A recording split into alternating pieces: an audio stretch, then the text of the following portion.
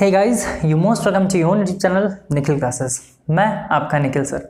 तो जैसा कि आपको सौरभ सर ने बताया है कि हम आपको वनडे एग्जाम के लिए प्रिपरेशन कराने वाले हैं। तो जी हाँ, इस बार बहुत सारे वैकेंसीज निकले हैं, जैसे UP लेखपाल की। हम लोग आपको जितनी भी कंसेप्ट देंगे वो सारे SSC से रिलेटेड होंगे, SSC से ओरिएंटेड ही क्वेश्चंस जो आज तक आए हैं वो सारी चीज़ें आपको बताएंगे। तो इसमें आपको मैं बता दूं कि जो सौरभ सर हैं वो आपके GS का पूरा पार्ट लेकर के चलेंगे, और आपको पता है कि एक साइंस पार्ट भी होता है जो कि मैं आपको बताने वाला हूं, है ना। साइंस में क्या होता है, फिजिक्स, केमिस्ट्री और बायोलॉजी। तो ये पोर्शन हम पूरा देखेंगे। देखिए, आपका जितना भी सिलेबस है, आज हम इस पूरे वीडियो लेक्चर के अंदर सिलेबस के बारे में ही चर्चा करेंगे और बताएंगे आपको कि क्या क्या सिलेबस से किस किस टाइप से क्वेश्चन आ सकते हैं।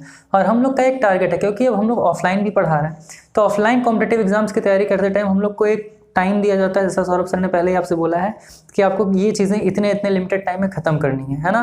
तो हमारा भी कोशिश रहेगा कि जल्दी जल्दी आपको सारी चीज़ें कंप्लीट करा दी जाए।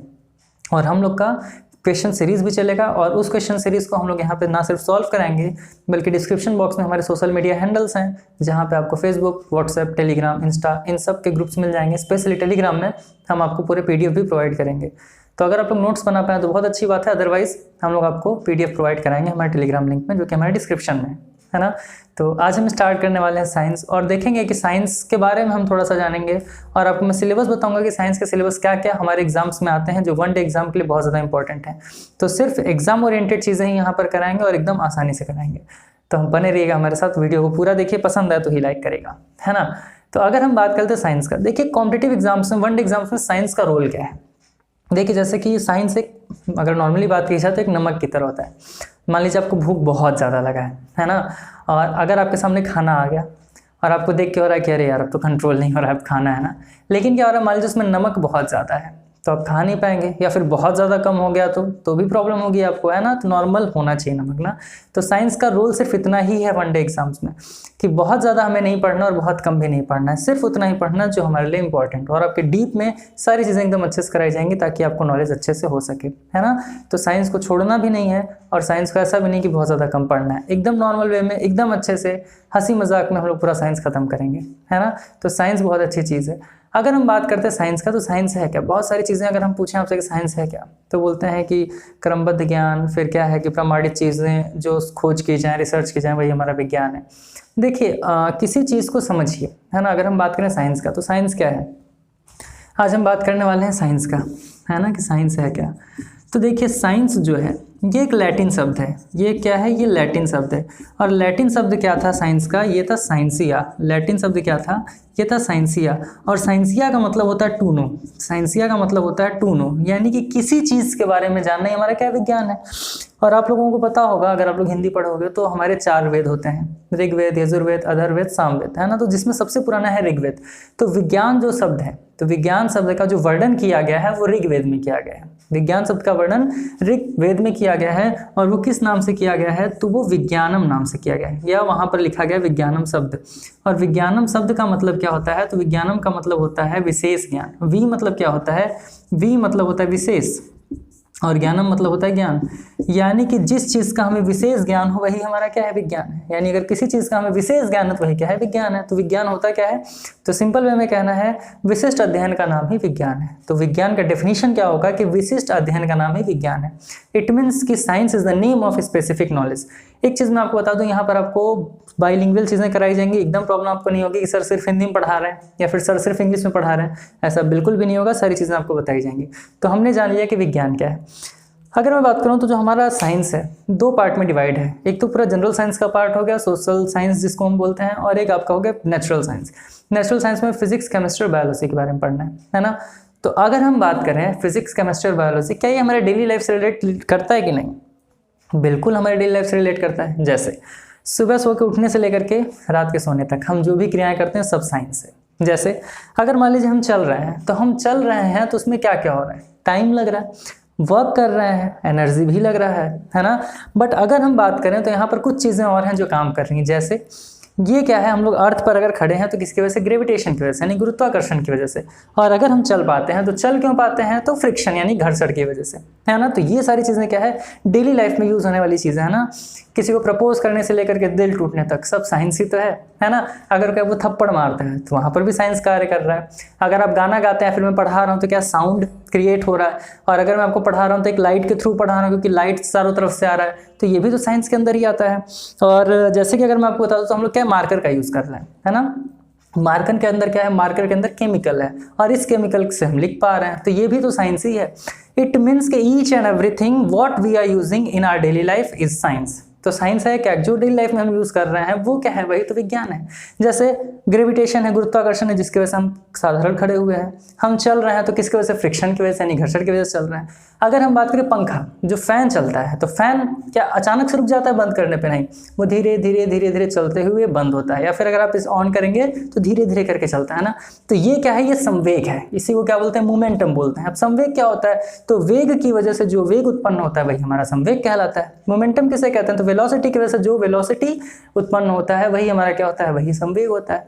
तो यही सारी चीजें हमको पढ़नी है ना। जैसे अगर बात की जाए कि हम लोग जो यूज करते हैं ना बाम का, है ना, जैसे कि झंडू बाम हो गया, फिर कोई भी बाम हो गया, दर्द निवारक बाम, तो इसमें कौन सा केमिकल यूज होता है, तो उसे बोलते हैं मेथिल सैलिसाइलेट। क्या बोलते हैं, मेथिल सैलिसाइलेट बोलते हैं। तो ये सारी चीज़ें ही हमें साइंस के अंदर पढ़नी है, और ये सारी चीज़ें एकदम अच्छे से आपको इंटरेस्टिंग वे में पढ़ाया जाएगा, है ना। तो सारी चीज़ें ही आपको यहाँ पर कवर कराई जाएंगी, लेकिन आपको थोड़ा पेशेंस रखना होगा, और अगर आप चैनल पर नए हैं तो सब्सक्राइब आपको ज़रूर करना होगा, है ना। तो ये तो था साइंस के बारे में हमने थोड़ा सा नॉलेज लिया। अब मैं आपको बताने जा रहा हूँ कि हमारे क्या क्या सिलेबस हैं जो हमारे कॉम्पिटिटिव एग्जाम्स में नॉर्मली पूछते हैं, चाहे वो एसएससी के सीजीएल हो, सीएचएसएल हो, एमटीएस हो, या फिर आपके हम बात कर लें एसएससी जीडी हो गया। अगर हम बात कर लें यूपी एसआई के भी 850 वैकेंसीज निकलने वाले हैं, यूपी पुलिस के जो भी वैकेंसीज हैं, ये सारी चीज़ें जितने भी हैं वो सब आपका साइंस यहाँ से कवर कर देगा, है ना। जितनी भी चीज़ें सारी चीज़ें कराई जाएंगी। तो चलिए अब मैं आपको बता देता हूँ कि हमारे साइंस के सिलेबस क्या क्या है। तो हम स्टार्ट करते हैं बायोलॉजी से, क्योंकि बायोलॉजी का पोर्शन जो है वो ज़्यादा पूछता है। कोई भी कॉम्पिटिटिव एग्जाम्स हो उसमें बायोलॉजी से क्वेश्चंस बहुत ज़्यादा पूछते हैं ना। फिजिक्स और केमिस्ट्री का जो क्वेश्चन है वो थोड़ा सा नॉर्मल रहता है, यानी कितना नहीं पूछता जितना बायोलॉजी का पूछ लेता है। तो सारी चीज़ें ही आपको बताएंगे, बट हम बायोलॉजी के देख लेते हैं सिलेबस क्या क्या है ना। तो अगर हम बायोलॉजी की बात करें तो देखिए दो चीज़ें आपको ये भी जाननी जरूरी है कि अगर मैं बात करूँ कि साइंस के फादर किसे कहा जाता है, या who is the father of science, यानी कि विज्ञान के जनक किसे कहा जाता है। अब जब मैं ऑफलाइन क्लास ले रहा था तो मैं क्लास में पूछा, अच्छा ये बताइए जनक जी कौन थे। मेरे ऑफलाइन स्टूडेंट्स को पता भी होगा, है ना। मैंने पूछा बताइए जनक जी कौन थे, तो लड़कियां बोल रही सीता माता के पिताजी थे, और लड़के बोल रहे नहीं सर श्री रामचंद्र जी के ससुर जी थे, है ना। तो जनक जी कोई भी हो, लेकिन फिजिक्स के जनक यहाँ पर कोई और है। या फिर अगर हम बात करें साइंस के जनक कोई और है, तो साइंस के जनक कौन है, तो गैलीलियो गैलीली है। कई लोग क्यों बता रहे न्यूटन नहीं है, जी नहीं, गैलीलियो गैलीली किसके जनक हैं, तो साइंस के जनक है। और अगर हम बात कर लें बायोलॉजी यानी कि जीव विज्ञान का, तो जीव विज्ञान के जनक कौन है, तो जीव विज्ञान के जनक कहलाते हैं हमारे कौन, अरस्तु साहब, यानी कि अंग्रेजी में एरिस्टोटल बोलते हैं। ये चीज़ याद रखिएगा, है ना। तो ये सारी चीज़ें आपको जानना बहुत ज़्यादा ज़रूरी है। तो बायोलॉजी के जनक किसे कहा जाता है, एरिस्टोटल कहा जाता है। अब देखिए इसमें पहला जो टॉपिक आता है जो हम पढ़ेंगे, ये वीडियो में आपको बताऊंगा, ये सारी चीज़ें वीडियो लेक्चर के अंदर कंप्लीट कराऊंगा। इंट्रोडक्शन का मतलब होता है परिचय, और इसके परिचय में मैं आपको बताऊंगा कि जैसे कि मैं आपको बताऊंगा जूलॉजी के बारे में, बॉटनी के बारे में, इनके फादर कौन थे। फिर मैं आपको बताऊंगा कि जो फादर थे उन्होंने कौन कौन सी बुक्स लिखी थी, क्योंकि ऐसे तो हम किसी को जनक कह नहीं देते हैं, कि ऐसे ही किसी को फादर कह नहीं देंगे। तो जो एरिस्टोटल हैं या अरस्तु हैं, उन्हें हम लोग साइंस के, या फिर अगर हम बात करें बायोलॉजी के जनक क्यों कहते हैं, है ना। फिर उन्हीं को जूलॉजी के भी जनक क्यों कहते हैं। अगर बात करें फिजिक्स के जनक तो गैलीलियो गैलीली तो क्यों कहते हैं। केमिस्ट्री के एंटनी लेवाइजर तो क्यों कहते हैं उनको जनक। और बायोलॉजी के हमारे एरिस्टोटल साहब अरस्तु इन्हें क्यों कहते हैं। जूलॉजी और बायोलॉजी के जो जनक माने जाते हैं वो अरस्तु ही माने जाते हैं, इन्होंने एक बुक लिखा था, है ना। तो ये सारी चीज़ें इसमें बताया जाएगा। और बॉटनी के जनक थियोफ्रेस्टस जी को माना जाता है ना। तो ये सारी चीज़ें आपको परिचय में, इंट्रोडक्शन में बताएंगे, क्योंकि यहाँ से भी क्वेश्चन पूछता है कि ये बताए हिस्टोरिका एनिमिलिया बुक किसने लिखा था। तो ये सारी चीज़ें जब बताएंगे तो कवर कराएंगे। दूसरा है ओरिजिन ऑफ लाइफ। अब ओरिजिन ऑफ लाइफ क्या है, ओरिजिन ऑफ लाइफ को बोलते हैं हिंदी में जीवन की उत्पत्ति, है ना। एक क्वेश्चन काफ़ी आप लोग के बीच में वायरल होता है ना कि पहले मुर्गी आई कि अंडा, है ना। तो ये वाला जो कंसेप्ट है ओरिजिन ऑफ लाइफ, इसमें ही हम आपको बताएंगे कि पहले मुर्गी आई कि अंडा, वो भी प्रूफ के साथ बताएंगे, है ना। तो इस वीडियो का बेसब्री से वेट करिएगा, बताएंगे। मेरे जो ऑफलाइन स्टूडेंट्स हैं आप लोग फिर से देखिएगा, रिवीजन हो जाएगा आपका, है ना। तो पहले मुर्गी आई कि अंडा ये देखा जाएगा। इट मीन्स कि ओरिजिन ऑफ लाइफ, जीवन की उत्पत्ति हुई कहाँ से, सारी चीज़ें देखेंगे।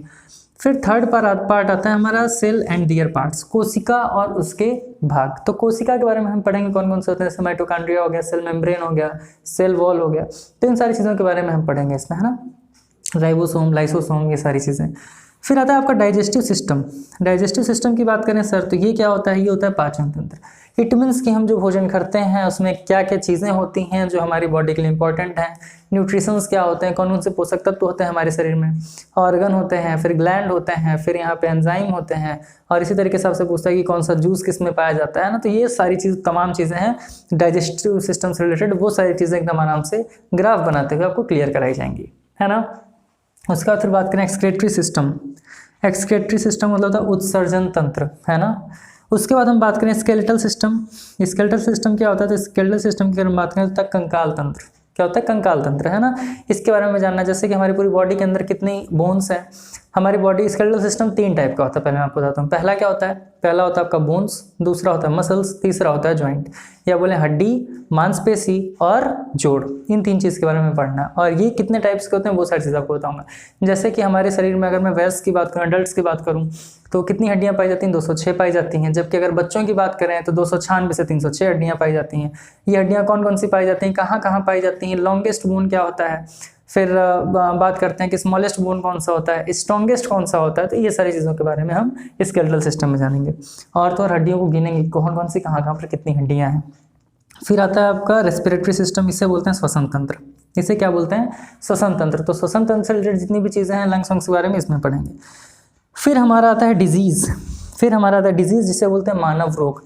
ध्यान दीजिएगा कि ये जो चैप्टर है बहुत ज़्यादा इंपॉर्टेंट है। इंपॉर्टेंट तो हालांकि सभी है, बट डिजीज़ है, कौन कौन से डिजीज़ होते हैं जैसे मैं आपको बता दूं कि जो हमारे डिजीज़ होते हैं उसमें पहला होता है फंगल डिजीज़ यानी कवक से होने वाले रोग, दूसरा होता है प्रोटोजोअल डिजीज़ जिसे बोलते हैं कि परजीवी से होने वाले रोग, तीसरा जो होता है, तीसरे को हम बोलते हैं बैक्टीरियल डिजीज़ यानी जीवाणु से होने वाले रोग, फिर चौथा होता है वायरल डिजीज़ यानी कि विषाणुओं से होने वाले रोग। और इन सबको एकदम अच्छे से रटने की ज़रूरत नहीं है, ट्रिक के साथ आपको सारी चीज़ें बताएंगे। और ट्रिक के साथ जब आप उन चीज़ों को पढ़ोगे तो आपको बहुत अच्छे समझ में आएगा ना। और जो एग्जाम ओरिएंटेड इंपॉर्टेंट क्वेश्चंस हैं वो सब साथ में कराएंगे। और वीडियो जैसे ही हमारा लेक्चर खत्म होता जाएगा हम आपको क्वेश्चन सीरीज भी स्टार्ट करेंगे और उसको भी सॉल्व करवाएंगे, है ना। तो अगर हम बात करें सर ब्लड, इसके बाद क्या आएगा, इसके बाद आएगा ब्लड। ब्लड में हम पढ़ेंगे रक्त या रुधिर के बारे में यानी जिसको ब्लड कहते हैं। और उसके बाद हम पढ़ेंगे ब्लड ग्रुप्स के बारे में, है ना। जैसे डॉक्टर क्या करते हैं, आते हैं आपका ब्लड का सैंपल लेते हैं, ले करके जाते हैं लैब में, तो एक कांच के ऊपर रखते हैं उसको, फिर टेलीस्कोप से देखते हैं उसको और देख के क्या बोलते हैं कि हाँ यार इसको, सॉरी माइक्रोस्कोप से, माफ़ करें, सूक्ष्मदर्शी यानी माइक्रोस्कोप से देखते हैं और देख के बताते हैं कि आपका ब्लड ग्रुप कौन सा है।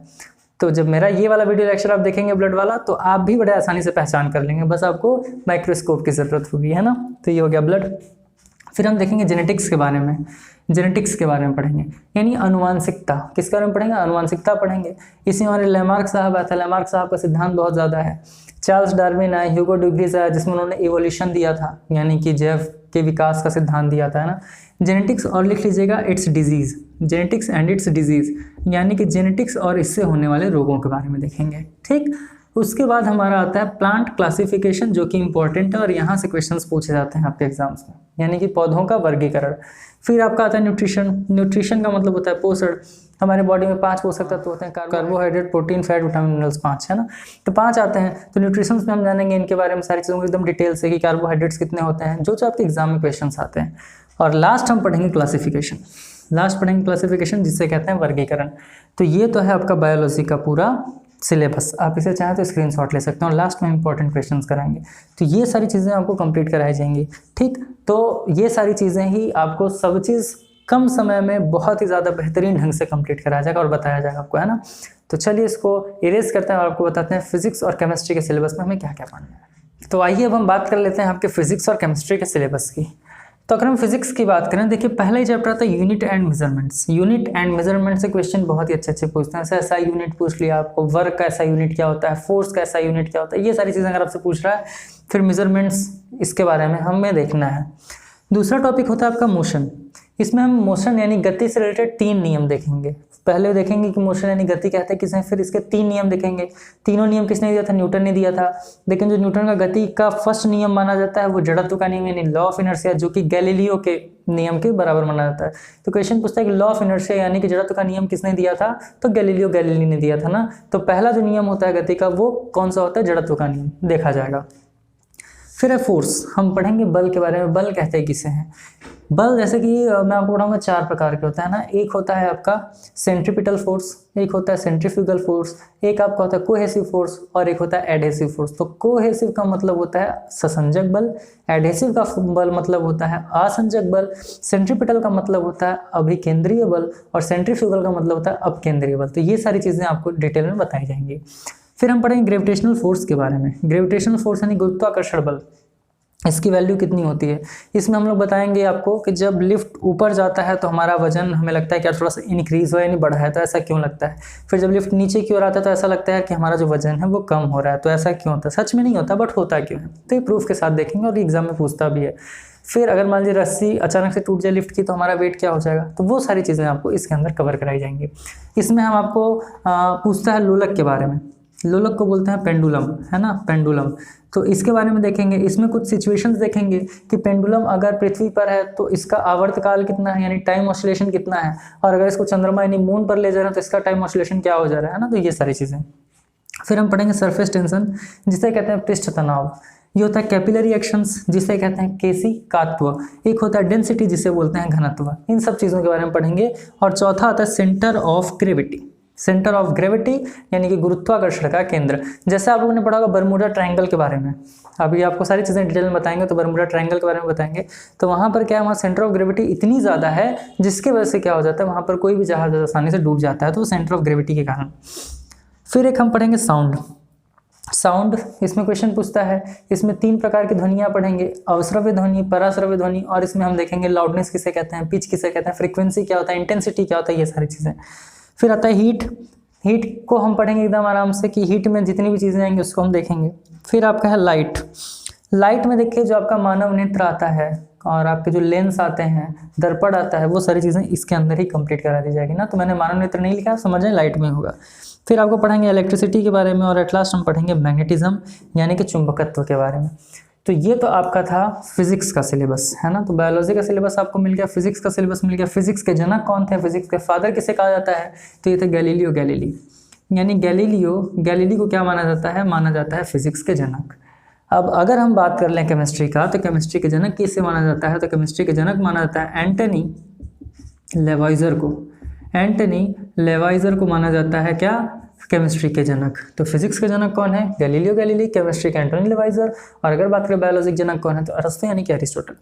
इसमें पढ़ेंगे एटॉमिक मॉडल्स के बारे में, यानी कि परमाणु संरचना के बारे में पढ़ेंगे। परमाणु क्या होता है, तो जितने भी एलिमेंट, जितने भी मैटर, जितने भी तत्व हमारे इन्वायरमेंट में पाए जाते हैं वो सब एटम से बने हुए होते हैं। तो पर बताएंगे कि एटॉमिक मॉडल पर पहली बार किसने दिया था।